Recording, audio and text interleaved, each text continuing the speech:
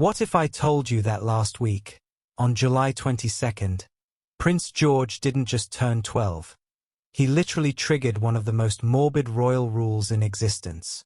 A rule so serious that it will fundamentally change how this future king travels for the rest of his life, separating him from his father forever when they're in the air?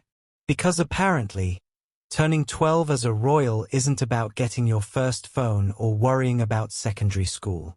It's about accepting that the crown comes with a very literal separation anxiety built right in. Welcome back to Royal Cookies, where we serve up the juiciest royal gossip with a side of heart-wrenching humanity. Please remember to subscribe and click on the notifications bell icon, so you will be notified whenever we upload new cookies about the British royal family. Because here's the tea that's absolutely scalding. When Prince George turned 12 last week, he can no longer travel on the same airplane as his father, Prince William, because they are both direct heirs to the throne. That's right. Happy birthday, George. Here's your cake and your lifetime travel ban from Daddy. So picture this. It's your 12th birthday. You're expecting maybe a PlayStation or a new bike. And instead the royal household hands you a memo that says congratulations. You're now officially too important to die in the same plane crash as your father. Royal protocol advises that George will no longer be allowed to fly with his father, Prince William. Heirs are required to fly separately to preserve the line of succession should an accident occur while they are traveling. This isn't just tradition. This is mathematical monarchy. They've literally calculated that having two direct heirs on the same flight is too much of a risk for the continuation of the 1,000-year-old institution. It's like royal insurance, except instead of paying premiums, you pay with family togetherness. And here's the kicker. Per royal protocol, he will no longer be able to travel or fly with his father, Prince William, or his grandfather, King Charles, so as to ensure the future of the monarchy should disaster strike. So it's not just daddy issues, it's multi-generational separation anxiety.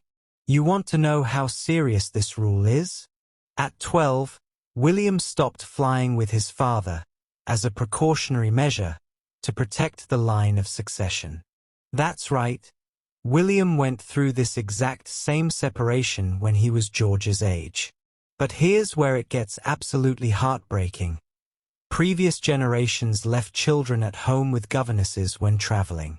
This, however, caused a lot of upset for the children. King Charles can vouch for this. He desperately missed his parents when they were away on tour. Charles literally grew up with this rule tearing his family apart.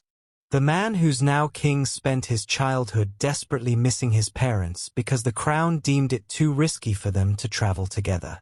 And now he's watching his own grandson go through the same thing.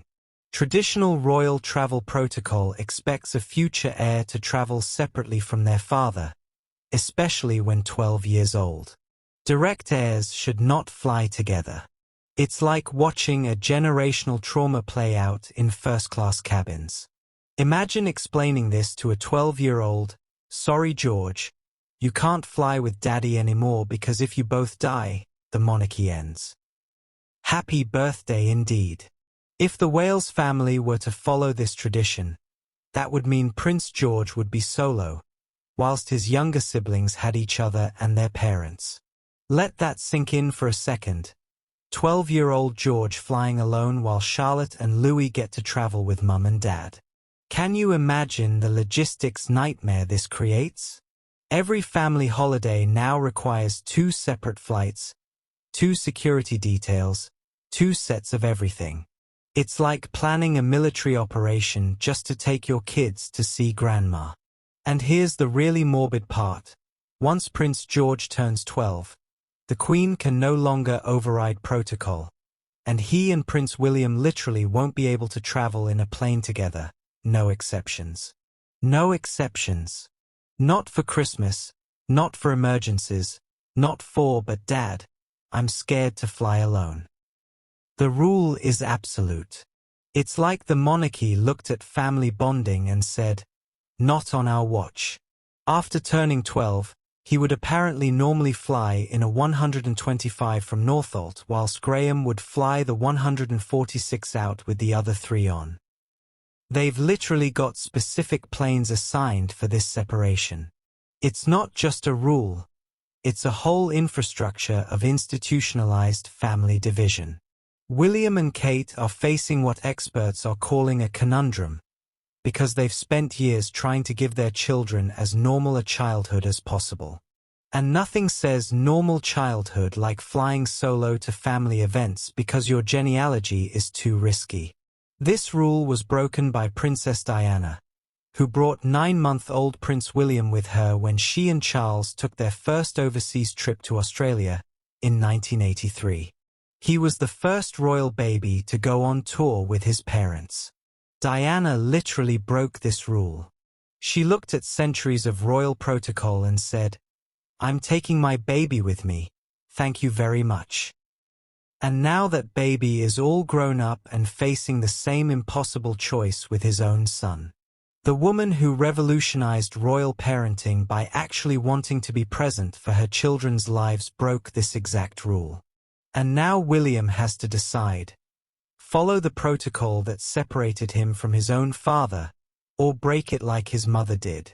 Rules, such as not traveling by plane or car together, now that Prince George is 12, are unwritten but a tradition. Unwritten but a tradition, which is royal speak for we can't actually force you, but the weight of 1,000 years of monarchy is judging you. Last week, as Prince George turned 12, the royal family issued his birthday portrait, and suddenly this innocent-looking photo became a symbol of everything that's about to change. Look at that photo again. That's not just a birthday portrait. That's the last photo of a prince who still gets to fly with his dad.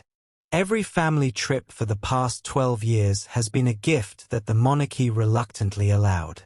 Every flight with Dad was technically breaking protocol, but they turned a blind eye because he's just a little kid. Well, guess what? The kid just turned 12, and childhood exemptions have officially expired. If you're obsessed with royal strategy and environmental impact like I am, make sure you're subscribed to Royal Cookies because we're serving up the most sustainable royal content on YouTube. And remember, in a world full of fast fashion and royal scandals, sometimes the most revolutionary thing you can do is wear your values on your sleeve, preferably in a gorgeous shade of green.